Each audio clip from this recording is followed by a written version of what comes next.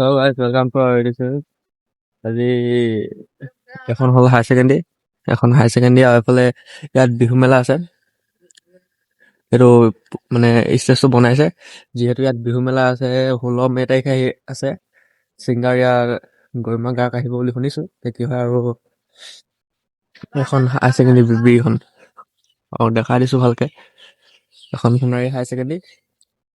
আৰু পিছফালে এতিয়া মানে ফেচত চাগে ডাইৰেক্ট মানে পোহৰটো পোৱা নাই, মানে পিছফালে চানটো আছে।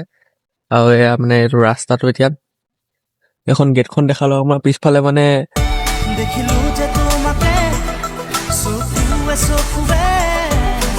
পেণ্ডেলটো গোটেই ভিউটো